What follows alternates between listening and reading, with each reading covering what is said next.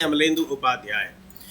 चुनाव आयोग इस समय विपक्ष के निशाने पर है। बिहार में जिस तरीके से मतदाता सूचियों में उसकी एक गहन परीक्षण की बात की जा रही है, उसको लेकर उस पर जबरदस्त तरीके से विपक्ष हमलावर है और ये कह रहा है कि किस तरह से मतदाता सूची से लोगों के नाम काटने की साजिश रची जा रही है। कल शाम विपक्ष के नेताओं ने, बिहार के विपक्षी पार्टियों के नेताओं ने, इंडिया गठबंधन के नेताओं ने चुनाव आयोग से मुलाकात की और अभी तक तो चुनाव आयोग अपनी चुनावी प्रक्रिया को लेकर सवालों के घेरे में है। अब वो विपक्ष के लोगों के साथ किस तरह से व्यवहार कर रहा है, यानी पूरी लोकतांत्रिक प्रक्रिया को, लोकतांत्रिक परंपराओं को किस तरीके से इग्नोर कर रहा है, उसका भी उदाहरण अब देखने को मिल रहा है। कांग्रेस पार्टी ने आरोप लगाया है कि चुनाव आयोग राजनीतिक दलों के नेताओं से मिलने पर प्रतिबंध लगा रहा है और वो उनको सीमित संख्या में, यानी आदेश जारी कर रहा है कि किनको मिलना है और किनको नहीं मिलना है। इस मुद्दे पर भी जबरदस्त तरीके से चुनाव आयोग घिरा हुआ है। लेकिन सबसे बड़ा सवाल जो है वो है मतदाता सूचियों के पुनरीक्षण का मामला, जो SIR है, यानी स्पेशल इंटेंसिव रिव्यू। इसके नाम पर जिस तरीके से साजिश की जा रही है, जो आरोप है विपक्ष का कि बड़ी संख्या में मतदाताओं के नाम चुनावी वोटर लिस्ट से हटाने की साजिश की जा रही है। चुनाव आयोग ने इसमें कुछ नए नियम बनाए हैं और यह कहा जा रहा है कि अगर गहन पुनरीक्षण करना था मतदाता सूची का तो फिर उसके लिए समय दिया जाना चाहिए था। 1 महीने में ऐसा कौन सा तंत्र है चुनाव आयोग के पास जो 1 महीने में लोगों के तमाम जो ID कार्ड हैं, तमाम जो उनके जो पहचान पत्र हैं, उनको वेरीफाई भी कर लेगा, उनको उनसे ले भी लेगा और जिनके पास नहीं होगा उनको ये मौका भी दे देगा कि वो इसको जमा कर दें। बिहार में एक लगभग 70% से ज़्यादा इलाका ऐसा है जो बाढ़ ग्रसित है। हर साल वहाँ पर बाढ़ आती है। लाखों की संख्या में लोग ऐसे हैं जिनके हर साल दस्तावेज गायब हो जाते हैं। कुछ तो बनवा पाते हैं, कुछ नहीं बनवा पाते हैं। 22% से ज़्यादा आबादी जहाँ बाहर रह रही है, पलायन कर गई है। पलायन यानी रोजी रोटी के लिए वो दूसरे राज्यों में गई हुई है, अपने जो मूल उनका स्थान है वहाँ से बाहर रह रही है। बड़ी संख्या में लोग ऐसे हैं जो पढ़े लिखे नहीं हैं, मैट्रिक पास नहीं है। उन सब के पास दस्तावेज कहाँ से आएंगे? खासतौर पर जन्म प्रमाण पत्र।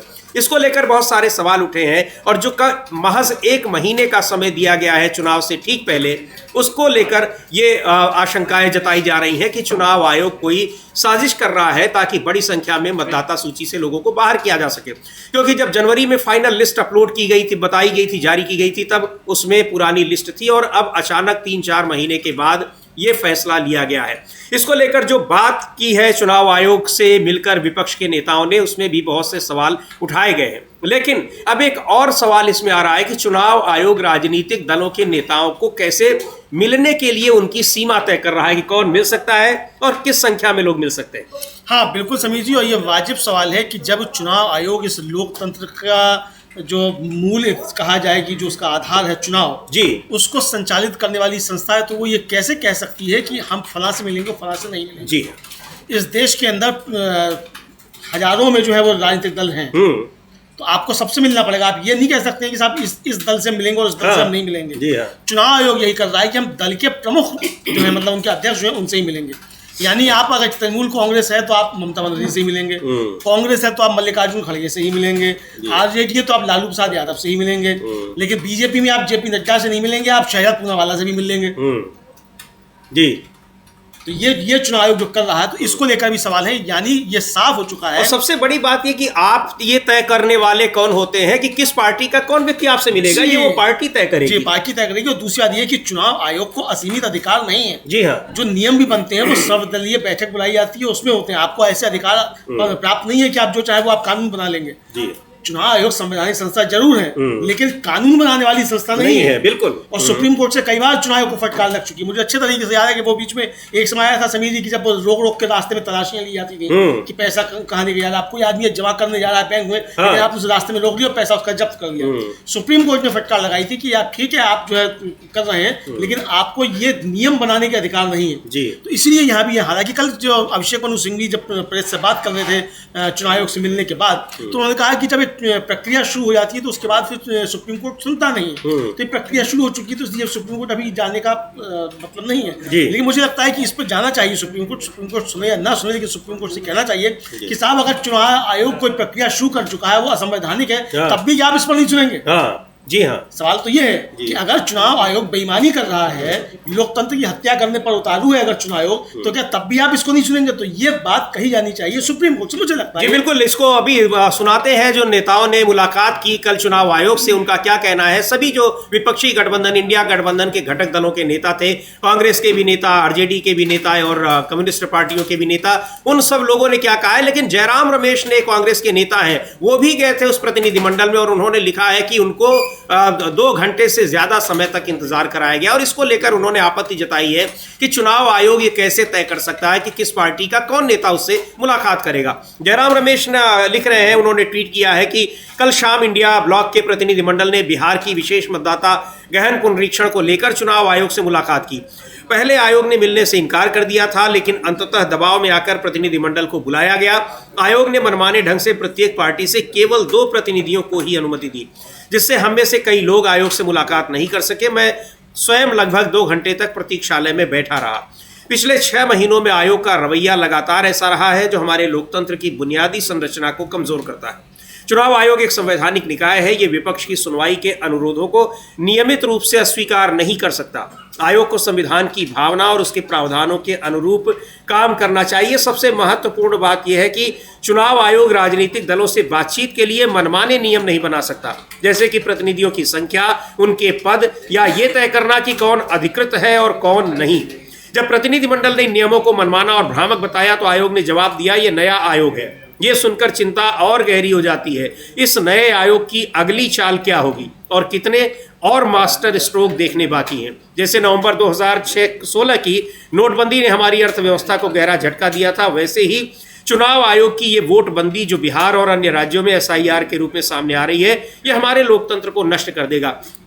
ये वास्तव में हैरान करने वाली बात है अमलेंदु जी कि चुनाव आयोग जवाब दे रहा है कि ये न्यू कमीशन है, नया आयोग है, नया चुनाव आयोग है, ये न्यू इंडिया है, जहां इस तरह से कुछ भी हो सकता है, जबकि उसको ये नहीं पता है कि कुछ भी नहीं हो सकता है। संवैधानिक दायरे में बंधा हुआ है, एक संवैधानिक संस्था है और वो उतना ही नया बन पाएगा जितना नया बनने की उसको संविधान अनुमति देता है। और शायद चुनाव आयोग भूल रहा है कि अभी बांग्लादेश में होकर चुका है। हाँ, वहां मुख्य चुनाव आयुक्त को सजा हुई है। जी हाँ, तो यहाँ भी सजाएं होंगी। ये याद रखा है चुनाव आयोग कि आप जो गड़बड़ियां कर रहे हैं लोकतंत्र के साथ, तो सबकी समय आएगा, ऐसा नहीं है आप देश छोड़ के भाग जाएंगे, ऐसा भी नहीं होगा जी। तो यही रहेंगे आप। तो ये धमकियां जो चुनाव आयोग दे रहा है, अब इस लोकतंत्र को धमकी है, समीर जी। बिल्कुल, ये कहना कि ये नया चुनाव आयोग है, ये सीधे सीधे लोकतंत्र को धमकी है, किसी राजनीतिक दल को धमकी नहीं है। इस देश के 140 करोड़ लोगों को धमकी है कि आपको वोट का अधिकार हम छीन लेंगे। ये चुनाव आयोग कहना चाहता है। इस पर निश्चित तौर पर सुप्रीम कोर्ट जाना चाहिए। बाकी अब ये दल तय करेंगे क्या करना है। हालांकि कल साफ तौर पर कहा है, इंडिया गठबंधन की तरफ से कहा गया है कि अब आंदोलन होगा और चुनाव आयोग से आंदोलन के जरिए निपटा जाएगा। तो सुन लेते हैं अभिषेक मनु सिंघवी। ये पूरा प्रतिनिधिमंडल कल जो मिलने गया था उसमें अभिषेक मनु सिंघवी भी शामिल थे, कांग्रेस पार्टी के नेता, वकील हैं, बड़े वकील हैं और राज्यसभा के सदस्य भी हैं। क्या कह रहे हैं वो चुनाव आयोग से मिलने के बाद, उनको सुनते हैं। दोस्तों, हमारा 11 पार्टी का डेलीगेशन विस्तृत रूप से लगभग 3 घंटे 5, सवा 5 के बाद से लेकर अभी तक चुनाव आयोग के साथ मिल के आया है। लगभग 20 लोग साथ गए थे 11 पार्टियों से। पहले जो मुख्य मुद्दा था, उस मुद्दे को पहुंचने से पहले एक उससे संबंधित मुद्दे के बारे में आपको बताना चाहता हूं, जो दुर्भाग्यपूर्ण है लेकिन वो उठा था, हमने उस पर भी पक्ष रखा। वो ये है कि पहली बार हमारे को कुछ नियम बताए गए अंदर जाने के लिए। पहली बार कहा गया कि सिर्फ जो पार्टियां हैं उनके अध्यक्ष या उनके हेड जा सकते हैं। ये संभव नहीं है, ये प्रैक्टिकल नहीं है, ये कभी पहले नहीं हुआ। हम लोग सब लगभग 20 वर्ष से, मैं खुद कई डेलीगेशन लेके आया हूँ, ऐसा प्रतिबंध लगाना मतलब ये होगा कि जो वार्तालाप आवश्यक है गणतंत्र में, राजनीतिक पार्टियों और उनके रिप्रेजेंटेटिव्स और चुनाव आयोग के बीच वो हो ही नहीं सकता। दूसरा, हम लोग सब सूची देकर, नाम देकर जाते हैं। कोई ऐसा व्यक्ति जो किसी रूप से अधिकार क्षेत्र नहीं रखता है जाने का, वो नहीं जाता है अंदर। इसलिए इस प्रकार से बाध्य करना कि हर पार्टी का सिर्फ 2 व्यक्ति अलाउ होगा, आज आप देखें, बड़ा दुर्भाग्य है कि 11 पार्टी हैं, तो अगर 2 लोगों का नियम भी देखा जाए तो 22 लोग अंदर जाने चाहिए। हम लोग 18 थे, फिर भी हमारे सब काबिल मित्र, हमारे वरिष्ठ नेता 3-4 लोग 3 घंटे से बाहर बैठे हैं, क्योंकि कांग्रेस पार्टी के जयराम रमेश, पवन खेड़ा और लोग भी बाहर थे, अखिलेश जी बाहर थे, क्योंकि कहा कि यद्यपि 22 से कम है सामूहिक नंबर, तो भी 2 से ज़्यादा प्रति पार्टी नहीं रहेंगी। हमने इस दोनों मुद्दों के बारे में बड़े स्पष्ट रूप से चुनाव आयोग को कंप्लेंट किया है और कहा है कि ये सही नहीं है, इससे हम बाध्य नहीं होने चाहिए और आप गणतंत्र में डाइल्यूशन कर रहे हैं अगर ये वार्तालाप में आप इस प्रकार के प्रतिबंध और रोकथाम लगाएंगे। अब हम आते हैं जो मुख्य मुद्दा है जिसके बारे में हम गए थे, जिसमें लगभग 2.5-3 घंटे से वार्तालाप चल रहा है। सभी लोग बोले, मैं सिर्फ बिंदु आपके सामने रख रहा हूँ। पहला बिंदु जो हमने रखा वो ये था कि 2003 से आज 22 साल निकल गए हैं, कम से कम 4-5 चुनाव बिहार में हो चुके हैं। क्या वो सब चुनाव गलत थे? क्या वो सब चुनाव नियम के अनुसार नहीं थे? दूसरा मुद्दा, अगर आपको ये SIR रिवीजन, इंटेंसिव रिवीजन करना था, तो ये अचानक लगभग जून के अंत में घोषणा कैसे की? पहली बार ये निर्णय कैसे और क्यों लिया? मान भी लिया जाए कि SIR की आवश्यकता है, तो उसको जनवरी, इस चुनाव के बाद, दिसंबर-जनवरी के बाद इत्मीनान से, व्यापक रूप से, बहुत ध्यान से किया जा सकता था। आज आपने लगभग 1 महीना जुलाई दिया इस बड़े भारी भरकम काम के लिए।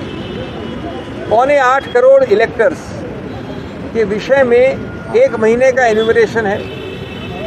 उसके बाद जो भी कुछ चीज़ें करनी है, चुनौतियां देनी है, ठीक ठाक करना है, उसके लिए 2-3 महीने और हैं। जब 2003 में आपने किया था तो उसके 1 वर्ष बाद राष्ट्रीय चुनाव था, 1 वर्ष 12 महीने बाद। जब 2003 में आपने किया था तो उसके 2 वर्ष बाद असेंबली का चुनाव था। इस बार आपके पास मात्र महीना, 1.5 महीना है। ये इतने बड़े काम के लिए सही नहीं है। नंबर 3, जो आप दस्तावेज मांग रहे हैं, पिछले 1 दशक से हर चीज़ के लिए आप आधार मांगते हैं, हर चीज़ के लिए आप राशन कार्ड या आधार का कॉम्बिनेशन देखते हैं। आज पहली बार आप ये कह रहे हैं कि आपका जो चुनाव में इलेक्टोरल रोल में नाम है वो नहीं माना जाएगा अगर आपके पास बर्थ सर्टिफिकेट नहीं होगा, और एक कैटेगरी, एक श्रेणी में वो जन्म का दस्तावेज आपके पिताश्री और माताश्री का भी होना चाहिए अगर आप 1987 से 2012 के बीच में पढ़ते हैं। तो हमने कहा कि कितने लाखों करोड़ों लोग हैं ऐसे बिहार में, अल्पसंख्यक, गरीब, जो लोग लेबर करने बाहर जाते हैं, जो बाढ़ से पीड़ित हैं, जो पिछड़े वर्ग हैं, वो क्या अगले 2 महीने 3 महीने तक भाग दौड़ करते रहेंगे ऐसे दस्तावेज देने के लिए? और इस दस्तावेज के बिना जो लोग दशकों से 2003 के बाद से या 2005-7 के बाद से लिस्ट में हैं, वो अपने नाम को वंचित पाएंगे। ये एक हनन है लेवल प्लेइंग फील्ड का। लेवल प्लेइंग फील्ड चुनाव का आधार है, चुनाव गणतंत्र का आधार है, और गणतंत्र मूल ढांचे का आधार माना गया है। यानी उसमें थोड़ा भी आघात होता है तो बेसिक स्ट्रक्चर, मूल ढांचा जो है संविधान का, उस पर आघात माना जाता है। इन सब के ऊपर विचार करना, समय निकालना, कंसल्टेशन करना, लोगों से बातचीत करना, जो बहुत ज़्यादा व्यापक होनी चाहिए, आवश्यक थी। हमने ये भी बताया कि ये निर्णय आपने कब लिया, कैसे लिया। जनवरी तक ये निर्णय नहीं था। आपने प्रकाशित किया एक SSR एक अलग चीज़ होती है जो समरी रिवीजन होता है, वो अक्टूबर 2024 से चल रहा है। 2025 जनवरी में आपने SIR जो अब कर रहे हैं उसकी घोषणा नहीं की। आपने वक्तव्य, घोषणाएं की औपचारिक रूप से चुनाव आयोग की हैसियत से अप्रैल 2025 में, मई 2025 में, जून के बीच में कई विषयों में, शिक्षा के विषय में, कैसे पार्टियों को इन्वॉल्व करना, कैसे BLOs को ट्रेनिंग करना, कहीं आपने नाम नहीं लिया SIR का, कहीं नाम नहीं लिया SIR का। ये अचानक कब निर्णय लिया जून के अंत में कि हम महीने, 1.5 महीने, 2 महीने में पूरा SIR कर डालेंगे? 8 करोड़ जो बिहार देश का दूसरा सबसे बड़ा प्रदेश है इस विषय में उत्तर प्रदेश के बाद। और हमने अंत की अपनी बात उच्चतम न्यायालय के वो निर्णय साइट करके, रीड करके बताकर उनको कि उसके अंतर्गत इस प्रकार से वंचित होना इलेक्टोरल रोल से बहुत भयानक और अत्यंत गंभीर हैरेसमेंट होता है। और उच्चतम न्यायालय ने 1995 और कई अन्य निर्णयों में कहा है कि ये नहीं होने देना चाहिए चुनाव आयोग के विषय में। चुनाव आयोग का ये फैसला है कि राष्ट्रीय दलों के, कोई भी दल है, राष्ट्रीय या क्षेत्रीय दल है, उनके सिर्फ 2 लोग जाएंगे और उनके केवल अध्यक्ष जाएंगे। ये एक मनमाना फैसला है और ये दिखा रहा है कि किस तरह से वो तमाम लोकतांत्रिक परंपराओं और नियमों को, संवैधानिक जो उसके पास अधिकार है, उसका कैसे दुरुपयोग कर रहा है। और यही आरोप लगाया है जयराम रमेश ने कि वो कौन तय करने वाला होता है कि कौन जाएगा और कौन नहीं, पार्टी किसको अधिकृत करती है, ये उसकी जिम्मेदारी है। अब ये तो वैसे ही न्यू आयोग की बात कर रहे हैं कि ये नया आयोग है, वैसे ही सरकार भी नए न्यू इंडिया की बात कर रही है। अमलेंदु जी, जब विदेश प्रतिनिधिमंडल भेजे जाने थे तो उसमें राजनीतिक दलों से मांगे गए कि आप नाम दीजिए, उन्होंने जो नाम दिया उनको दरकिनार करके अपने हिसाब से भेज दिए गए। उसी तरीके से अब चुनाव आयोग ये तय करेगा कि किस राजनीतिक दल का कौन व्यक्ति आकर उससे बात करे। हाँ बिल्कुल, ये कौन चुनाव आयोग का आगे बात करेगा, ये चुनाव आयोग बताएगा किससे बात करनी है। और इतना ही नहीं, वोट किसको देना है ये भी चुनाव आयोग तय करेगा। हाँ, कर ही रहा है जो आरोप लग रहे हैं विपक्ष के, वो भी कि 39 लाख वोटर जो संजय राउत ने कहा,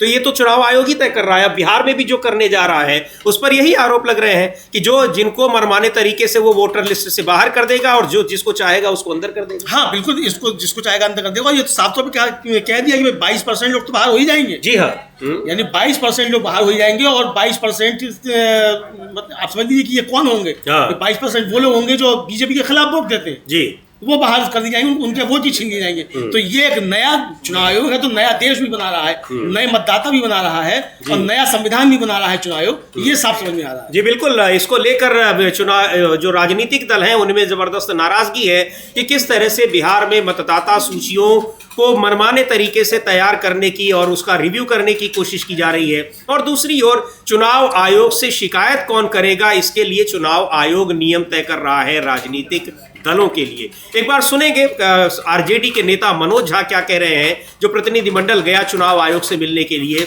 और अभी तक विवाद इस पर था कि चुनाव जो बिहार में रिव्यू हो रहा है, मतदाता सूचियों का पुनरीक्षण हो रहा है, और अब एक नया विवाद चुनाव आयोग ने खड़ा कर दिया है, खुद को नया आयोग बताते हुए। सुनते हैं मनोज झा को क्या कह रहे हैं। बड़े विस्तार से हमारे सीनियर लीडर अभिषेक जी ने बात रखती है। सिर्फ इतना कहना चाहता हूँ, इस मीटिंग को मैं सौहार्दपूर्ण कतई नहीं कह सकता। मेरे पास कोई कारण नहीं है। हम सब ने बिहार की चिंता रखी, गरीब गुरबे दलित पिछड़े अल्पसंख्यक मुसलमानों की चिंता रखी, लेकिन उस चिंता से जो चिंतन की व्युत्पत्ति होनी चाहिए थी उसका अभाव देखा हमने। मैंने कहा कि सौहार्दपूर्ण मैं कतई नहीं कहूँगा। हमने उनको सौंप दिया नेता प्रतिपक्ष तेजस्वी जी का पत्र, जिसमें बिंदुवार कि कैसे ये लोगों को बेदखल करने की साजिश, निकालने की साजिश है। और मैं आपके समक्ष एक बहुत बात कहता हूँ, बातचीत के क्रम में चुनाव आयोग की तरफ से 20% जो पलायन करके बिहार के वासी बाहर रहते हैं, निशाने पे वो भी थे बेदखल करने में। उनमें से कई आप लोग भी होंगे। अगर किसी एक्सरसाइज का पर्पस इंक्लूजन के बदले एक्सक्लूजन हो जाए तो हम क्या ही कहें। हमने अपनी तमाम चिंताएं रखी मौसम को लेकर के। पहला सवाल जिसका जवाब नहीं है उनके पास कि जो चीज़ 22 बरस नहीं हुई उसको फिर से करने का रैशनल बताइए। कुछ नहीं, कोई जवाब नहीं। आपके कर्मचारी इक्विप्ड हैं, कोई जवाब नहीं। अगर दिक्कत आएगी 1 महीने के अंदर क्या होगा। एलिजिबिलिटी को मार्क करने के जो आपके तरीके हैं वो अधिकांश लोगों के पास वो 11 दस्तावेज नहीं है। हम उनकी बात कर रहे हैं जिनके पास एक अलग से सूटकेस नहीं होता है दस्तावेज रखने का। जो गरीब गुरबा मौसम भी झेल रहा है, एक तरफ सुखाड़ एक तरफ बाढ़, और इसी प्रक्रिया में 1 महीने के अंदर सब होना है। हमने माननीय चुनाव आयोग से कह दिया, अगर आपकी मंशा एक व्यापक पैमाने पर करोड़ों लाखों लोगों को बेदखल करने की है तो ये कहानी यहीं नहीं रुकेगी। सैलाब सड़कों पर भी होगा, क्योंकि सबसे महत्वपूर्ण राइट है, राइट टू वोट, और वन वोट वन वैल्यू। चाहे उद्योगपति हो या भूमिहीन किसान हो, अगर आप उसके साथ छेड़छाड़ कर रहे हैं, किसी के इशारे, किसी के इरादे, तो उसको खारिज करेंगे। नेता प्रतिपक्ष ने बिहार में भी कहा, चिट्ठी भी भेजी है, हमने एक एक दस्तावेज, अपनी चिंताएं अलग अलग साथियों ने जो न्यूज़पेपर्स में लिखा उनको सौंप दिया है। उम्मीद है कि माननीय चुनाव आयोग दीवार पे लिखी इबारत पढ़ेगा कि यह हिंदुस्तान के इतिहास में बेदखल करने की जो साजिश है, लाखों लोगों को बिहार में, ये बिहार की अस्मिता का भी सवाल है। डाउटफुल वोटर ढूंढने निकले हो, कहां से? बिहार में। ये आपकी मंशा को दिखाता है। बाकी सारी बातें हमारे साथियों ने कही। है कि आयोग ने एकदम एक खाना पूर्ति की मुलाकात करके, लेकिन कोई सौहार्दपूर्ण नहीं रही, कोई ऐसा आश्वासन नहीं दिया गया। शिकायतों का पूरा उसको बिंदुवार सारी शिकायतें बताई गई, लेकिन कोई उस तरह से कोई उम्मीद नहीं दिख रही है कि उस पर कोई सुनवाई करेगा। और जिस तरह से कह रहे हैं कि इसको लेकर अब जनता सड़कों पर उतरेगी। बहुत बड़ा मसला है। इस वोटिंग राइट्स को पाने के लिए कितना संघर्ष किया है लोगों ने, और उसके बाद जब ये मतदान का अधिकार मिला, जिसमें एक वोट की कीमत बराबर होती है चाहे जिसका वोट हो, उस वोटर लिस्ट से लोगों को निकालने की बाहर हो रही है। पूरा का पूरा जो संवैधानिक तंत्र है वही नष्ट करने की साजिश की जा रही है इस नए चुनाव आयोग के द्वारा। नए आयोग के द्वारा, जो चुनाव आयोग खुद कह रहा है कि ये नया आयोग है, कुछ भी कर सकता है। हाँ बिल्कुल, यानी संविधान से ऊपर है और कुछ भी कर सकता है, यह चुनाव आयोग बता रहा है जी। और साफ तौर पे समीर जी, मनोज झा कहते हुए सुने जा रहे हैं कि गरीबों के वोट काटेगा। 22% गरीब हैं जो, उनके वोट काटेगा। ये तो कटेंगे ही कटेंगे, और भी ज्यादा कटेंगे। तो यानी गरीबों का वोट देने का अधिकार नहीं होगा, ये नया चुनाव आयोग तय कर रहा है जी। तो ये चुनाव आयोग कौन होता है तय करने वाला कि गरीब वोट नहीं देगा, अमीर ही वोट देगा?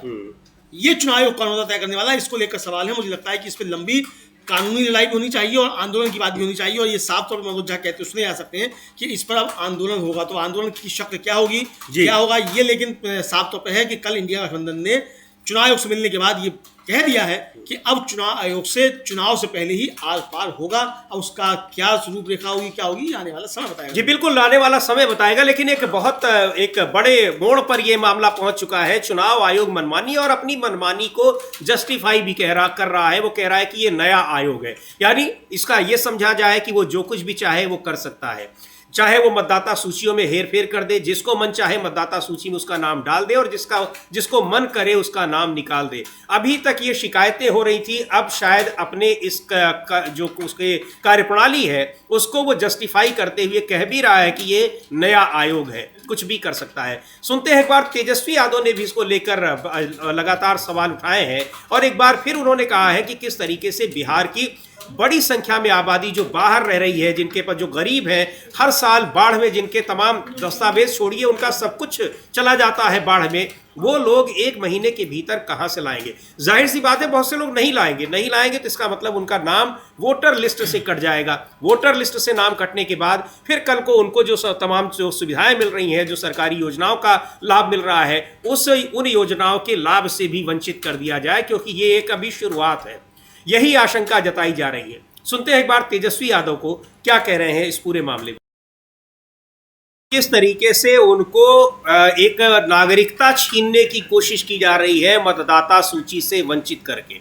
और एक बड़ा सवाल है, चूंकि अगर उनको इस वोटर लिस्ट से उनका नाम हटा दिया जाएगा तो आगे बहुत सारी योजनाओं से उनके नाम काट दिए जाएंगे, और उसकी ये शुरुआत है। इसीलिए इसको कहा भी जा रहा है कि छिपे तौर पर एनआरसी लागू करने की कोशिश कर रहा है चुनाव आयोग। हाँ बिल्कुल, ये साफ तौर पे कहा जा रहा है कि इसको चुनाव आयोग जो है वो एनआरसी लागू करने की कोशिश कर रहा है। ये साफ तौर पे आरोप लगाया जा रहा है समीर जी। और ये एनआरसी का ही एक ग्रुप है, चूंकि जब आपको सब कागज देने हैं और फिर उसके बाद अब तो ये हो सकता है कि फिर इन गरीबों को पकड़ के जो है डाला जाएगा डिटेंशन सेंटर्स में जी। और जो ये जर्मनी में हुआ जिस तरीके से, उसी तरीके से गरीबों का सफाया किया जाएगा, गैस चैम्बर्स में क्या छोड़े गरीबों को उड़ाया जाएगा। जी। तो यहाँ से अमीर रहेंगे, मोदी जी रहेंगे, मोदी जी के मित्र रहेंगे, बाकी देश की जनता जो है वो उसका सफाया कर दिया जाएगा। तो चुनाव आयोग शायद इसी तरफ आगे बढ़ता हुआ दिख रहा है। विपक्ष के ऐसे आरोप हैं और जो दिख भी रहा है कि जो विपक्ष के आरोप हैं वो शायद सच होते हुए नजर आ रहे हैं समीर जी। जी बिल्कुल सच होते नजर आ रहे हैं। और इससे जो प्रतिनिधिमंडल गया मिलने के लिए चुनाव आयोग से, उसमें CPI-ML के नेता दीपांकर भट्टाचार्य भी थे। सुनते हैं दीपांकर भट्टाचार्य को भी। और वहां बिहार में लगातार इस मुद्दे पर लड़ाई लड़ रहे हैं कि चुनाव आयोग कैसे अपने नए फरमान से बड़ी संख्या में मतदाताओं को मतदाता सूची से बाहर कर रहा है। यानी एक तरीके से ये समझा जाए कि उनको उनकी नागरिकता से ही वंचित करने की साजिश की जा रही है। दीपांकर भट्टाचार्य को सुनते हैं।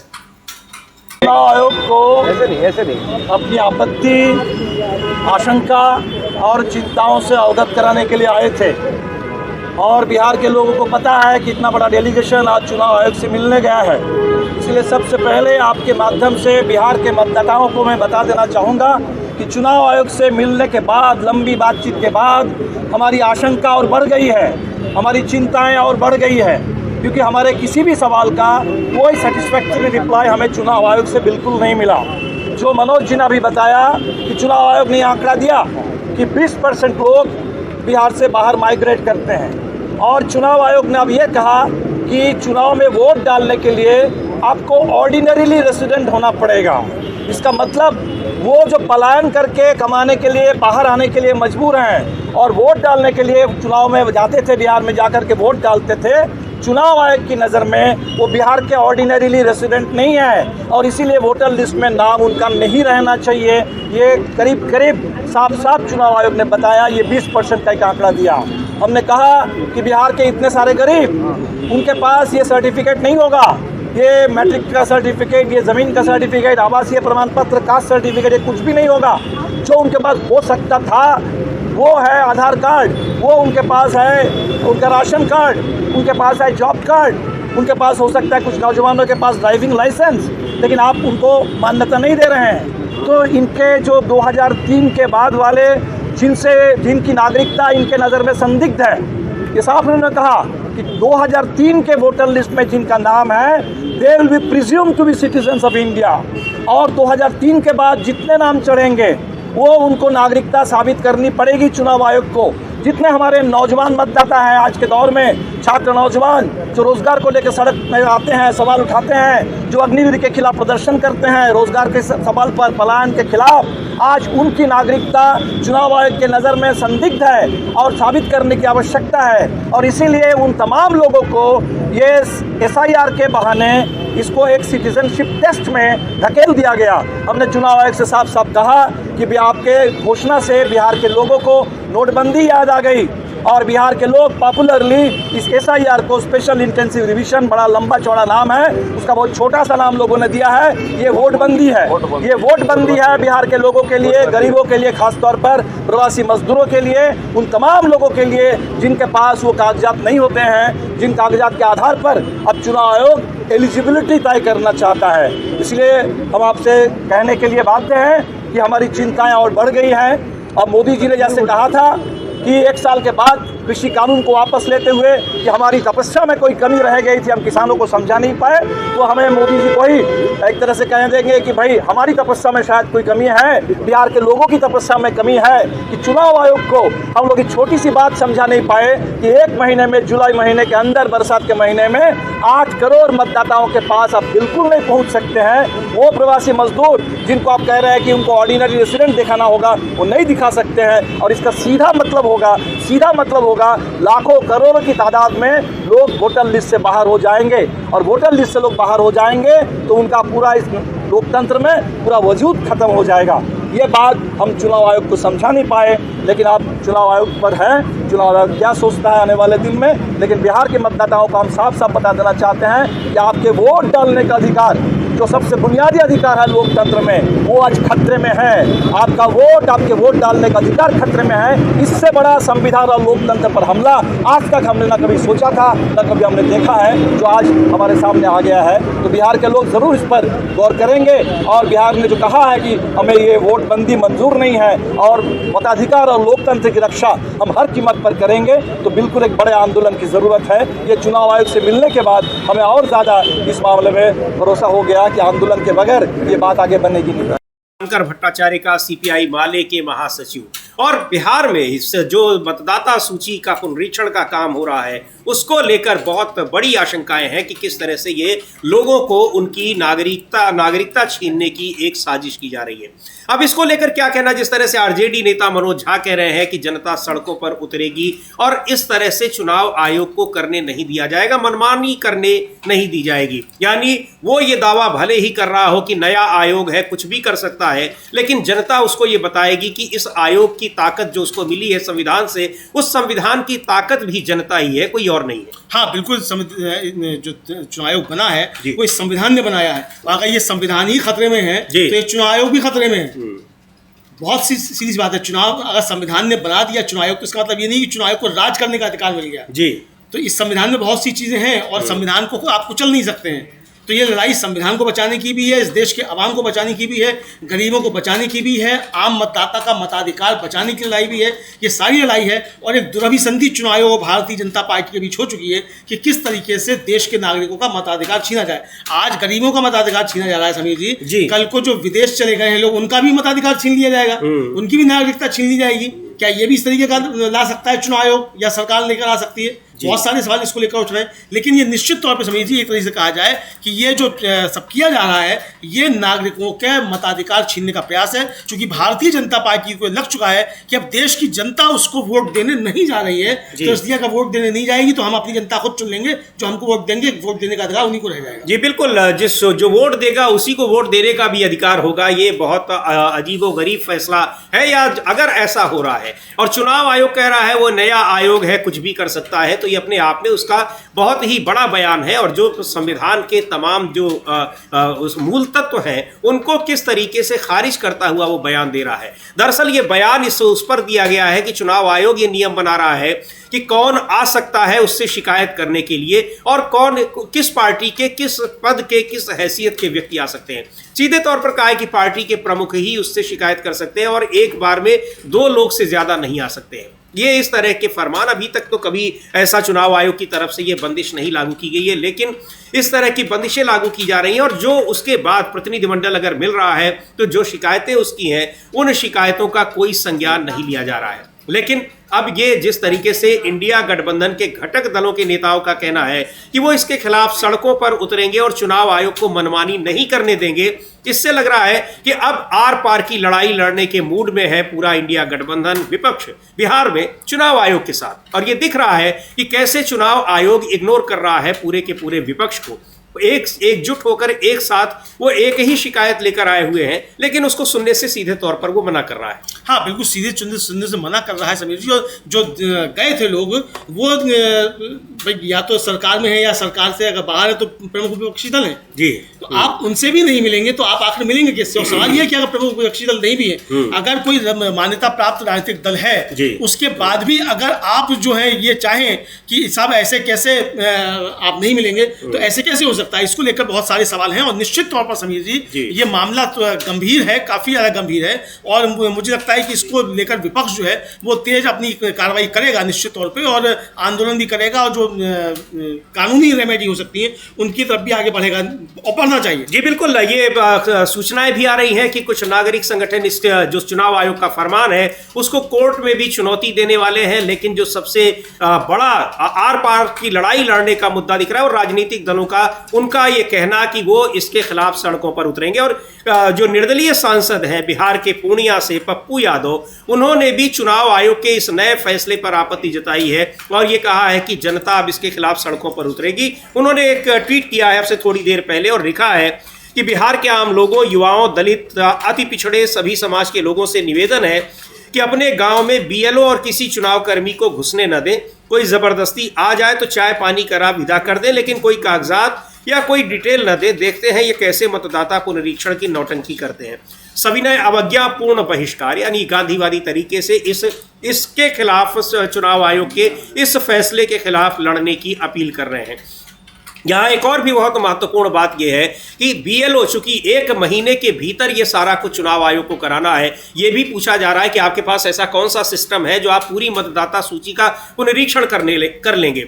उन लोगों को भी आप उनके जो सर्टिफिकेट है वेरीफाई कर लेंगे जो बड़ी संख्या में यहाँ से बाहर रह रहे हैं, पलायन किए हुए हैं, मजदूरी के लिए जाते हैं दूसरे राज्यों में। ऐसे करीब 22% लोग हैं जो बिहार के हैं लेकिन बिहार में रहते नहीं हैं। लेकिन ऐसा भी नहीं है कि वो बिहार से बाहर है, वो मतदान अपने राज्य में ही करते हैं, यहीं पर आकर वोट करते हैं। और दूसरी ये बात, जो अपने पढ़ाई लिखाई के लिए और चीज़ों के लिए गए हुए हैं या फिर आने वाले दिनों में वहाँ पर बाढ़ की समस्या शुरू ही हो गई है, विस्थापित होना पड़ता है अस्थायी रूप से, इन सारे लोगों का कैसे आप करेंगे? उसके लिए बीएलओ है और बीएलओ के साथ कुछ स्वयं सेवक लगाए गए हैं। उस पर भी आपत्ति जताई जा रही है कि ये स्वयं सेवक कोई और नहीं, बीजेपी और आरएसएस के लोग हैं। ये विपक्ष का आरोप है, अखिलेश यादव तक ने इस पर सवाल उठाया है। और अब वही बात पप्पू यादव कह रहे हैं कि जो लोग भी आए आप उनको कागजात ना दें, यानी सविनय अवज्ञा करें और इसका बहिष्कार करें। हाँ, सविनय अवज्ञा करें, इनका बहिष्कार करें, ना दें। ये पप्पू यादव का अपना आह्वान है, वो निर्दलीय सांसद है और कांग्रेस के समर्थन में है उनका ये। और उससे पहले उन्होंने समीर जी 12 घंटे पहले एक और ट्वीट किया, यानी एक तरह से आप कह सकते हैं कि मध्य रात्रि मतलब उन्होंने वो ट्वीट किया। और वो ट्वीट में उन्होंने जो कहा वो भी महत्वपूर्ण है। जी बिल्कुल, उसमें जो कल रात में उन्होंने देर रात ट्वीट किया है उसमें लिख रहे हैं कि अगर चुनाव आयोग अपना वोटर पुनरीक्षण की नौटंकी बंद नहीं किया तो उसके खिलाफ हम महायुद्ध छेड़ेंगे। हम चुप नहीं रहेंगे। चुनाव आयोग संवैधानिक संस्था है पर जनता सर्वोपरि है। चुनाव आयोग जनता की सेवा के लिए है, लोकतंत्र की रक्षा के लिए है, पर रक्षक ही भक्षक बन जाएगी तो उसका उपचार जनता के द्वारा हम लोग करेंगे। अब ये मुद्दा बहुत ही गंभीर हो चुका है और चूंकि चुनाव आयोग की जो कार्यप्रणाली है वो लोकसभा चुनाव से लेकर और पिछले जो विधानसभा चुनाव हुए हैं महाराष्ट्र में, हरियाणा में, दिल्ली में, मतदाता सूची को लेकर ही उसकी कार्यप्रणाली पर बहुत सारे सवाल उठे। प्रमाणों के साथ उसके पास शिकायतें दर्ज कराई गई, कोर्ट में भी मामला है और साफ दिख रहा है कि कैसे चुनाव आयोग और सरकार दोनों मिलकर इस पूरी प्रक्रिया को प्रभावित कर रहे हैं। बावजूद इसके चुनाव आयोग ने कोई शिकायत नहीं सुनी और अब बिहार में जिस तरीके से बड़ी संख्या में लोगों को मतदाता सूची से बाहर करने की साजिश की जा रही है उसको लेकर अब जनता सड़कों पर उतरने को तैयार दिख रही है। हाँ बिल्कुल, अब जनता सड़कों पर उतरने को तैयार दिख रही है। एक बड़ा आंदोलन पूरे देश भर में होगा समीर जी, ये साफ तौर पर समझ में आ रहा है। और चुनाव आयोग को जो है वो बताया जाएगा कि उसकी क्या स्थिति है, क्या उसके अधिकार हैं और किस तरीके से वो संविधान से बाहर नहीं जा सकता है। जी, चुनाव आयोग शासक नहीं है, राजा नहीं है। चुनाव आयोग एक संवैधानिक संस्था है। एक तरीके से कहा जाए कि एक ऐसी संस्था है जिसको चुनाव संचालन की जिम्मेदारी दी गई है। जी, तो आपको वही काम करना है।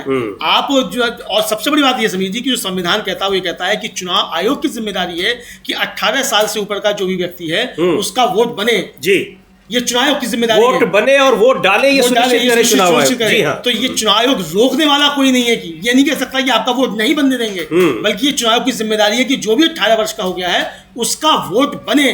तो चुनाव आयोग नहीं भाग सकता, भले नया चुनाव आयोग हो। ठीक है कि आप एक तरह से कहा जाए कि मोदी जी के आप बहुत चाहते हैं जी, मुख्य चुनाव महोदय और जो नए चुनाव महोदय बने हैं जी, और सरकार के आप बहुत चाहते हैं तो आपको अपना ऋण चुकता करना है तो आप कीजिए अपना ऋण चुकता। लेकिन ऋण चुकता करने के चक्कर में आप संविधान के साथ खिलवाड़ नहीं कर सकते, आप लोकतंत्र के साथ खिलवाड़ नहीं कर सकते। चुनाव आयोग लोकतंत्र की हत्या नहीं कर सकता, यह महत्वपूर्ण बात है। तो चुनाव आयोग को समझना पड़ेगा और नहीं समझेगा तो देश की जनता आंदोलन करेगी और इसकी जिम्मेदारी फिर चुनाव आयोग की होगी, ऐसा विपक्ष कह रहा है। जी बिल्कुल, विपक्ष कह रहा है कि वो सड़कों पर उतरेगा और इसके खिलाफ जो संवैधानिक संस्था अगर रक्षक से भक्षक बनने लगेंगी तो उनके खिलाफ जनता ही उतरेगी, क्योंकि इस संविधान की भी जो शक्ति है वो कौन है, वो देश की जनता है। और एक बार सुनेंगे जो कांग्रेस के बिहार के प्रदेश अध्यक्ष राजेश राम हैं, उन्होंने किस तरह की ये आशंका जताई है और चिंता जताई है कि कैसे जो चुनाव आयोग का नया फरमान है इसमें सबसे ज्यादा प्रभावित होने वाला तबका गरीब है, दलित है, पिछड़ा है और जो मजदूरी के लिए या अपनी रोजी रोटी के लिए बाहर गया हुआ है, जिसके पास रहने के लिए भी घर नहीं है और उनके पास दस्तावेज को रखने का कोई इंतजाम नहीं है। मनोज झा भी वही बात कर रहे थे। आखिर वो कैसे 1 महीने के भीतर चुनाव आयोग के इस फरमान का पालन कर पाएगा, उसका जवाब दे पाएगा। सुनते हैं राजेश राम को। जैसा कि आप जानते हैं कि बिहार में आगामी जो है बिहार विधानसभा का चुनाव और ये चुनाव के परिप्रेक्ष्य में, चुनाव के बीच में जिस तरह से इलेक्शन कमीशन ने जो है मात्र 25 दिन के तुगलकी फरमान जारी करके बिहार के लोगों के साथ वोट देने के लिए वंचित करने का काम किया है, उसके लिए हम लोग बिहार से और हमारे सभी नेतागण इंडिया गठबंधन के अवगत कराने के लिए आए हैं। लेकिन यहाँ देख करके काफ़ी आश्चर्य हुआ और देख करके ये आश्चर्य हो रहा था कि अंदर हमारी बातों को, डेलीगेशन को सुनने के लिए भी नहीं तैयार था। हम लोग आधा घंटा 45 मिनट डेलीगेशन अंदर जाने के लिए हम संघर्ष करते रहे। तो इसलिए उसी समय मुझे ये जो है महसूस हो रहा था कि शायद अंदर जाकर के हम बिहार के मतदाताओं के लिए जो बाबा साहेब भीमराव अंबेडकर जी के जो दिए हुए संविधान में अधिकार है, जो हर व्यक्ति को एक वोट देना है, उनके अधिकार छीने जाएंगे। जिस तरह से इलेक्शन कमीशन का जो रवैया है, केवल वो अपनी बातें समझा रहे थे कि जो है इसको फॉर्म कैसे भरना है, कितना दिन में प्रक्रिया पूरा करना है। लेकिन जब हमने कहा कि अभी जो है 18 जून को मानसून ब्रेक करने के बाद बिहार के दिहाड़ी मजदूर के सुखाड़ वाले एरिया, चूँकि वहाँ बिहार जो है दो परिक्षेत्र में वहाँ बटा हुआ है प्राकृतिक रूप से, पहला उत्तरी बिहार और दक्षिणी बिहार। दक्षिणी बिहार में जो है ये प्रकृति पर जो है निर्भर कृषि होती है। वहाँ के लोग पंजाब, हरियाणा और अदर स्टेट में मानसूनी सत्र में आ करके वो अपना बुआई करने आते हैं। तो आप 25 दिन में आज से जोड़े तो मात्र 20 दिन होता है, और उस 20 दिन में वो दिहाड़ी करने वाले लोग के घर पर जब आपके BLA जाएंगे और जो आपके कर्मचारी जाएंगे वो नहीं मिलेंगे, तो उनके लिए आपके पास क्या व्यवस्था है? पहली तो मैंने ये कहा। दूसरा जो है ये बातें है कि जब प्राकृतिक आपदा में अभी बाढ़ आने वाली है, सभी नदियां उफान पर जो है शुरू हो गई है, तो वैसे हालत में उत्तरी बिहार के जो लोग हैं 70 से 90% लोग बाढ़ से प्रभावित रहते हैं। और उनकी जो प्रभाव से जो पानी जब जाते हैं, उनके कटाव से उनकी प्रकृति जहाँ रहते हैं उनकी प्राकृतिक घर भी कट जाते हैं, और बाद में वो बाढ़ के पानी घटते हैं तो वहाँ पे उनकी अपनी मकानों का अस्तित्व भी खत्म हो जाता है। तो वैसे लोगों के लिए जब आप डॉक्यूमेंटेशन मांगते हैं तो वैसे लोग कैसे आप प्रूफ करेंगे? ज़मीन के डॉक्यूमेंटेशन मांगते हैं तो आप जो है कहीं ना कहीं इस पर आपको जो है उनको एग्जम्पशन करना चाहिए।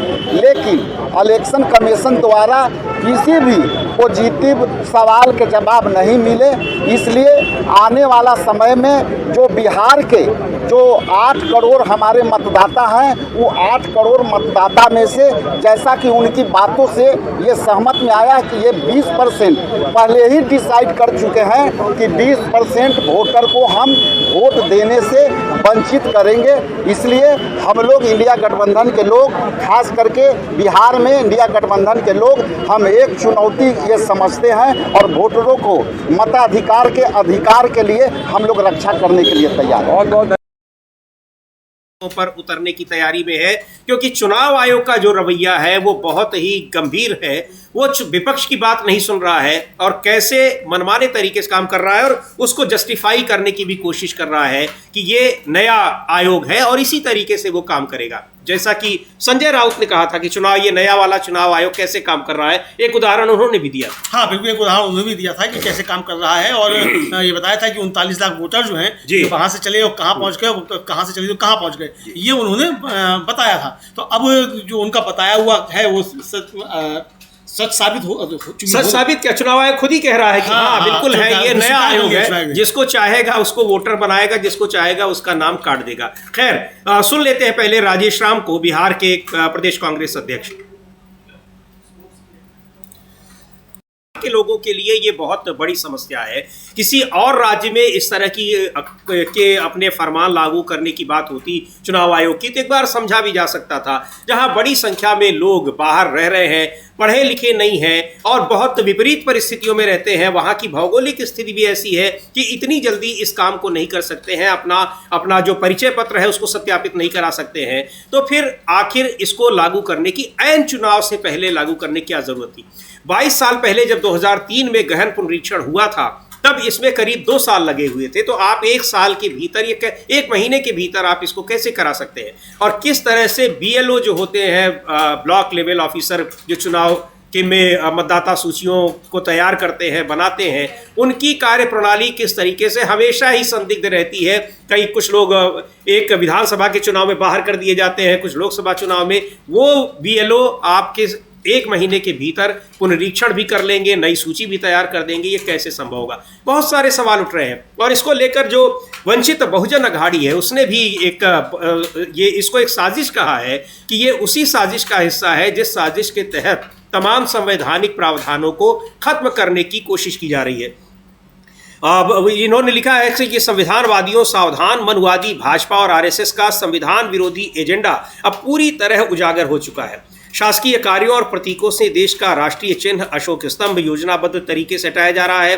पहले सरकारी विज्ञापनों से अशोक स्तंभ हटाया गया, फिर महाराष्ट्र विधानमंडल से अशोक चक्र को हटा दिया गया और अब औरंगाबाद जिलाधिकारी कार्यालय में लगाए गए पोस्टर्स में अशोक स्तंभ की जगह सेंगोल दर्शाया गया। जब वंचित बहुजन अघाड़ी के पदाधिकारियों ने इसका कड़ा विरोध किया, तब जाकर सेंगोल वाले पोस्टर्स को हटाया गया।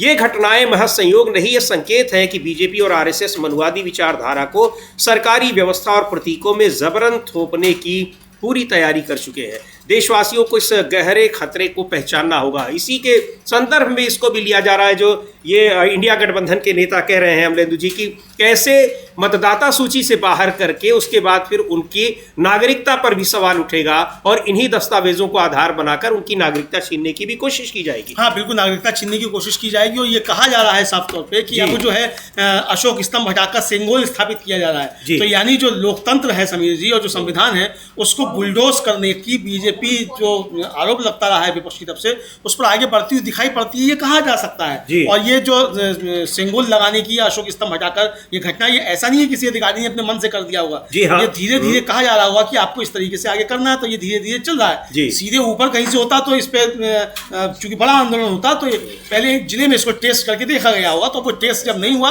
तब फिर आगे इसको जो है किया जा रहा है। तो ये समझा जा सकता है। वंचित बहुजन अघाड़ी ने ट्वीट करके बताया समीर जी। जी बिल्कुल, वो इसको लेकर पूरा जो संविधान को बदलने, संविधान की मूल भावनाओं से छेड़छाड़ करने, ये सारे आरोप लग रहे थे। बिल्कुल वही आरोप विपक्ष का कहना है कि इस मतदाता सूची के जरिए जो चुनाव आयोग जो फरमान जारी किए हुए हैं इसमें भी वही सारी चीजें रिफ्लेक्ट हो रही हैं। उसी का एक्सटेंशन दिख रहा है, उसी का एक पॉइंट दिख रहा है कि कैसे गरीबों को, वंचितों को और जो लोग वहां पर नहीं रह रहे हैं, दलित हैं, पिछड़े हैं, जो सरकारी सहायता जिनके लिए बहुत ज़रूरी है, उनको कैसे इन सारी चीज़ों से वंचित करने की कोशिश की जा रही है।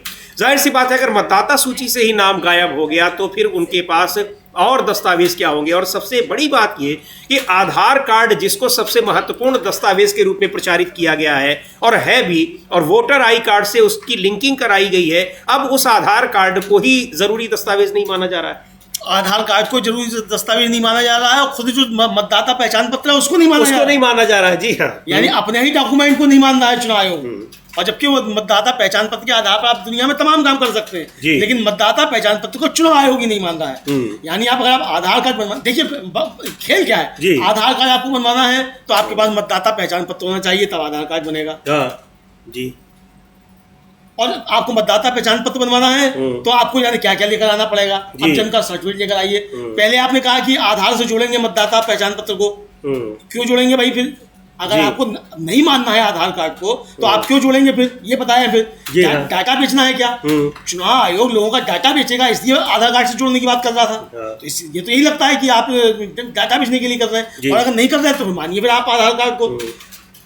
मनरेगा का जॉब कार्ड उसको भी आप नहीं मानेंगे, ड्राइविंग लाइसेंस उसको भी आप नहीं मानेंगे। अरे तो मानोगे क्या? मोदी जी से लिखवा के लाए तब मानोगे। और आप नहीं मानेंगे और आप हर साल ऐसे ही फरमान जारी करेंगे तो लोग पूरे साल भर मतदाता सूची बनवाने के लिए या फिर वो जो दूसरे आई कार्ड है उनको बनवाने के लिए परेशान होते रहें, और न परेशान हो तो वो इनके पास कोई अपना पहचान पत्र ही नहीं जाएगा। बिल्कुल यही साजिश जो आरोप लग रहे हैं। बिल्कुल समीर जी, जो आरोप लग रहे हैं और आरोप यही लग रहे हैं कि ये नागरिकों की नागरिकता छीनने का तरकीब जो है वो चुनाव आयोग के जरिए निकाली है भारतीय जनता पार्टी ने। ये विपक्ष आरोप लगा रहा है। जी बिल्कुल, ये आरोप लगा रहा है और इस तरह से इसकी शुरुआत इसको कहा जा रहा है। तेजस्वी यादव ने यही बात कही है और ये कहा भी है कि आखिर आप हमेशा हम क्यों दस्तावेज दिखाएं, आपको क्यों जरूरत है कि हर चुनाव में आप मांगेंगे। अभी साल भर पहले जो चुनाव हुए हैं उसमें आपने उसको नहीं उन दस्तावेजों को आप नहीं मान रहे हैं। तो क्या इससे ये समझा जाए कि 2024 में जो लोकसभा चुनाव हुए उनमें जिन वोटर्स ने बिहार में हिस्सा लिया, पार्टिसिपेट किया, वोट डाला, इसका मतलब कि वो जो अवैध वोटर्स थे, अवैध वोटर्स के बदले यहाँ पर सांसद चुने गए और सरकार बनी हुई है। सुन लेते हैं तेजस्वी यादव को एक बार और क्या कह रहे हैं। महत्वपूर्ण सवाल उन्होंने उठाए हैं। को नागरिकता उनसे छीन ली जाएगी, वोटिंग राइट्स छीन लिए जाएंगे, तो जाएंगे कहाँ? और गंभीर सवाल है। अब जनता इसको लेकर किस तरीके से इस चुनाव आयोग के इस फैसले का विरोध करती है वो देखने वाली बात है, क्योंकि ये जिस तरह से एक समय सीमा तय की गई, शुरुआत भी उसकी हो गई है, कुछ ही दिन 25 जुलाई तक ही उसका समय है। कौन जाकर वहां दे पाएगा? बिहार में अगर कोई रह रहा है पंजाब में, वहां जाने के लिए उसको दो महीने पहले तो टिकट कराना पड़ता है, क्योंकि वहां पर ट्रेनों में टिकट ही नहीं मिलता। इसका मतलब चुनाव आयोग जान रहा था कि अगर हम इस तरह का प्रतिबंध लगा देंगे, इस तरह का फॉर्मेट जारी कर देंगे, तो बड़ी संख्या में लोग अपने आप ही इसका रिन्यूअल नहीं करा पाएंगे। रिन्यूअल नहीं करा पाएंगे तो उनको मतदाता सूची से बाहर कर दिया जाएगा। हाँ बिल्कुल, और ये सोची समझी साजिश के तहत किया जा रहा है, विपक्ष का ऐसा आरोप है समीर जी। और ये साफ तौर पर समझ में आ रहा है। डी राजा जो सीपीआई के जनरल सेक्रेटरी हैं, वो भी कल इस प्रतिनिधिमंडल में शामिल थे और उन्होंने भी साफ तौर पर कहा कि हमने कहा चुनाव आयोग से कि भाई आप जो स्पेशल इंटेंसिव एसआईआर शुरू किया गया है तो ये आप इसको स्थगित करें, क्योंकि बिहार में बाढ़ और भारी बारिश की आशंका है। ऐसे में कम समय में ऐसा नहीं किया जा सकता, इसलिए इसको स्थगित किया है। लेकिन चुनाव आयोग जो है वो हमारे अनुरोधों से सहमत नजर नहीं आया, ये डी राजा का कहना है। जी, तो सुन लेते हैं डी राजा ने क्या कहा है। चुनाव आयोग में से जो प्रतिनिधिमंडल मिला है इंडिया गठबंधन का, उसमें वो भी शामिल थे। सुनते हैं डी राजा। दिक्कतें हैं, भौगोलिक दिक्कतें हैं, मौसम संबंधी दिक्कतें हैं, उनसे बिहार के लोगों को रूबरू होना पड़ता है। बारिश का समय है और बाढ़ का समय है। अब तो उनके सामने सबसे बड़ी समस्या, जो रह भी रहे हैं वहां पर, उनके सामने ये समस्या होगी कि वो कैसे खुद को बचाएं। दस्तावेज तो छोड़ दीजिए, और बड़ी आबादी है वहां पर कई इलाकों में रहने वाली, जिनका कि हर साल बाढ़ में बहुत कुछ बह जाता है। जाहिर तौर पर ये दस्तावेज जिनको चुनाव आयोग चाह रहा है कि वो 15-20 दिन के भीतर उनको सत्यापित करा दे और उनके पास पहुंचा दे, वो दस्तावेज उनके पास होंगे ही नहीं। हाँ, वो दस्तावेज उनके पास होंगे ही नहीं। और समीर जी, किस तरीके से दलितों वंचितों के खिलाफ एक मतलब षड्यंत्र पूरे देश में और हर संवैधानिक संस्था के जरिए रचा जा रहा है, ये बातें सामने आ रही हैं। और ये मतदाता जो पुनरीक्षण है, ये भी दलितों, वंचितों, पिछड़ों और अल्पसंख्यकों को उससे बाहर करने का है। इधर एक नया मसला खड़ा हुआ है समीर जी, की जो national scheduled caste and commission है, उस पर एक बड़ा गंभीर आरोप कांग्रेस ने लगाया है। कांग्रेस के नेता हैं राजेंद्र पाल गौतम, जो उसके SC/ST विभाग के चेयरमैन है, विभाग के। उन्होंने आज एक प्रेस कॉन्फ्रेंस की, उसमें उन्होंने बताया उस प्रेस कॉन्फ्रेंस में कि जो नेशनल शेड्यूल्ड कास्ट कमीशन है, उसके पास 6 लाख और 2,177 शिकायतें आई जी, और 6 लाख यानी 6 लाख से ज़्यादा शिकायतें आई, और उनमें से केवल जो है 5,883 शेड्यूल्ड कास्ट की और शेड्यूल्ड ट्राइब की केवल 1,783 शिकायतों पर सुनवाई हुई। जी, कितना गंभीर मामला है इसको। बहुत गंभीर मामला है कि शिकायतें जो है वो लाखों की संख्या में है और सुनवाई कुछ हजार की संख्या में है। यानी जो शिकायतें हैं उनका संज्ञान किस तरीके से, कितनी गंभीरता से लिया जा रहा है। स्पेशली जो आयोग इसीलिए बना है SC और ST की शिकायतों को सुनने के लिए, उसकी गंभीरता पर सवाल उठाए हैं कांग्रेस के नेता राजेंद्र पाल गौतम। सुन लेते हैं क्या कहा है उन्होंने, और भी तमाम उन्होंने आंकड़े दिए हैं और बताया है कि ये आयोग किस तरीके से काम कर रहे हैं। तो ये जो SC/ST कमीशन पर आरोप है, इनको सुनते हैं। राजेंद्र पाल गौतम ने और भी कई चीज़ें कही हैं और कहा गया है कि अगर शिकायतों पर सुनवाई नहीं करनी है तो फिर ये कमीशन बनाया क्यों गया है। तो राजेंद्र पाल गौतम क्या कह रहे हैं, एक बार सुना जाए उन्हें। ऐसे में ज़्यादा शर्म तब आती है जब हम देखते हैं कि इस तरह की घटनाओं पर सुनवाई के लिए नेशनल शेड्यूल्ड कास्ट कमीशन बनाया गया। नेशनल शेड्यूल्ड कास्ट कमीशन में 6,02,177 कंप्लेंट्स आई हैं, ये मैंने डाटा निकाला है, और 6,02,177 में से 5,843 शेड्यूल्ड कास्ट के और 1,784 शेड्यूल्ड ट्राइब के केसेस है जिन पे उन्होंने कोई सुनवाई करी है। तो 6 लाख केस में से SC/ST के दोनों के मिलाकर, दोनों कमीशन को जोड़ दो तो दोनों को मिलाकर लगभग 7,500, 6 लाख से अधिक केसों में से 7,500 केस में केवल सुनवाई की और उसमें भी रिजल्ट नहीं है। शेड्यूल कास्ट कमीशन बनाया किस लिए है? शेड्यूल ट्राइब कमीशन बनाया किस लिए है? शेड्यूल कास्ट कमीशन में 2-2 मेंबर की पोस्ट खाली पड़ी है। या तो आप कमीशन को खत्म कर दो, अगर आप उनको कोई पावर नहीं देना चाहते, आप उसका पूरा गठन तक भी नहीं कर रहे हैं, और चेयरमैन समन करके उन पर कार्रवाई तक नहीं कर पा रहा है। तो मैं ये चाहता हूं कि एक तो हमारे सर्वोच्च न्यायालय के मुख्य न्यायाधीश जितने भी इस तरह की जजमेंट है जिसमें कास्ट बेस्ड एट्रोसिटी के अंदर हाई कोर्ट एक्यूज को यह कह के बरी कर देता है ये अपर कास्ट का है, ये अछूत के साथ बलात्कार कर ही नहीं सकता, या उनकी जजमेंट में जो इस तरह का भाव, जातिवादी भाव नजर आता है, कम से कम ऐसे जजेस के खिलाफ कार्रवाई होनी चाहिए और कोई गाइडलाइन ड्रॉ होनी चाहिए सुप्रीम कोर्ट के माध्यम से, ताकि कोई भी जज वो ये ना भूले कि उनको जो पावर मिली है वो देश के संविधान से मिली है, और जज की कोई जाति और धर्म नहीं है। जज को सबूतों के आधार पे, कानून के आधार पर अपना जजमेंट देना है। अगर वो जज जातिगत मानसिकता या धर्म की मानसिकता से बैठेगा तो न्याय क्या देगा? एक तो उस पर हम चाहते हैं कि माननीय सर्वोच्च न्यायालय के मुख्य न्यायाधीश इसको गंभीरता से लें। दूसरा, हम चाहते हैं कि शेड्यूल कास्ट कमीशन को जो संविधान के तहत जो गठित है, जो उसको पावर दी है, वो उसका इस्तेमाल करे, उसका पूरा गठन हो। तीसरा, हम चाहते हैं जितने भी राज्य सरकार हैं वो गंभीर हों। दलित उत्पीड़न को, देशद्रोह का मुकदमा ऐसे लोगों पर चलना चाहिए, क्योंकि ये देश को तोड़ने की साजिश है। जब जातिगत उत्पीड़न होगा, जाति की वजह से समाज बटेगा, समाज में नफरत जाति की वजह से फैलेगी, लोगों में भय का एक माहौल तैयार किया जाएगा। मैं खुद एक एडवोकेट के रूप में जब मैं एक टेररिस्ट की डेफिनेशन पढ़ता हूं, टेररिस्ट का मतलब जो टेरर पैदा करे, तो अगर कोई दबंग जाति का व्यक्ति किसी दलित जाति के व्यक्ति को या महिला को मारता, पीटता, उत्पीड़न करता और उसको टेरर पैदा करता है, इट अमाउंट्स टू टेररिज्म। ऐसे लोगों को एक तरीके आतंकवादी के रूप में की तरीके से ट्रीट किया जाना चाहिए, ताकि लोगों में डर पैदा हो कि अगर आप जातिगत उत्पीड़न करेंगे तो आपके खिलाफ देशद्रोह का मुकदमा चल सकता है। ये डर पैदा हो कम से कम, तब जाके हम समझते हैं कि कुछ इस पे दबाव बनेगा ऐसे लोगों पे, ऐसे गुंडों पर जो आए दिन इस तरह की घटनाएं करते हैं।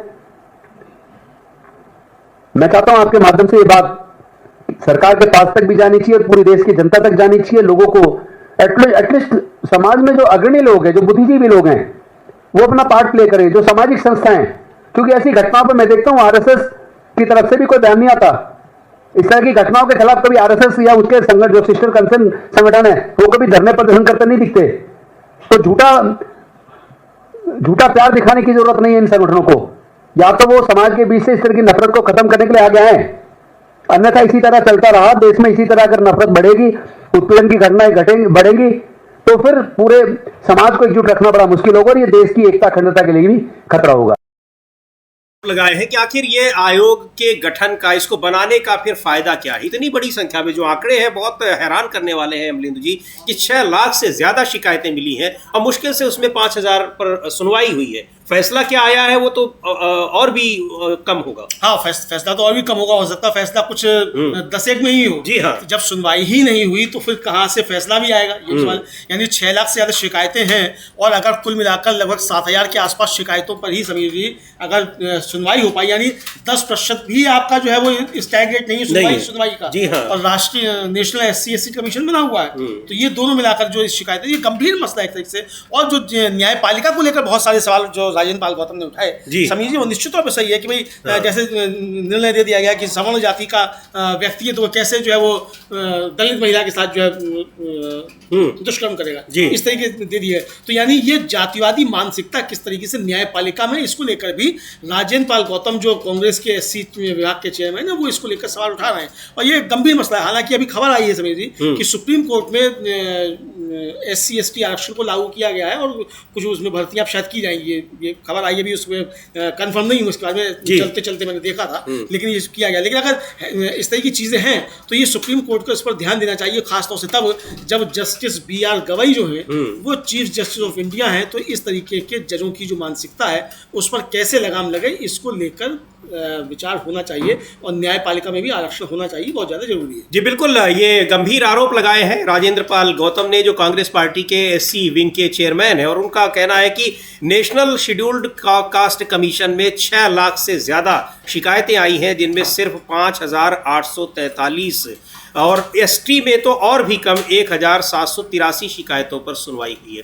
तो एक गंभीर आरोप है ये इन आयोग पर, और उन्होंने सवाल उठाया कि जब आयोग के पास पावर नहीं है, काम नहीं कर रहा है, तो फिर उसको बनाने का फायदा क्या है, क्या केवल दिखाने के लिए। और बड़े सवाल उठ रहे हैं कि आखिर ये जो दलित पिछड़े वर्ग के लोग हैं उनके लिए जो सुविधाएं भी दी गई हैं, उनके लिए जो फोरम भी दिए गए हैं, वहाँ पर भी उनको प्रॉपर तरीके से कोई एक न्याय नहीं मिल पा रहा है। ये एक गंभीर मसला है। लेकिन इस समय जो सबसे बड़ा मसला बना हुआ है, जो गंभीर मसला बना हुआ है, वो है चुनाव आयोग का व्यवहार और चुनाव आयोग की कार्यप्रणाली।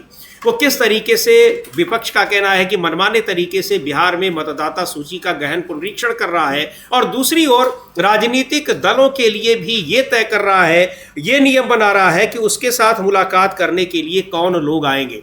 राजनीतिक दलों के प्रमुख ही जा सकते हैं, यानी राजनीतिक दलों के फैसले भी चुनाव आयोग खुद ही लेगा कि उसके पास कौन मिलने आएगा। हाँ बिल्कुल, अब मतलब ये एक तरीके से कहा जाए कि खुद राजनीतिक दल बन गया है चुनाव आयोग, ये आप कह सकते हैं। मतलब जो रेफरी था वो खुद एक पार्टी बन गया। हाँ।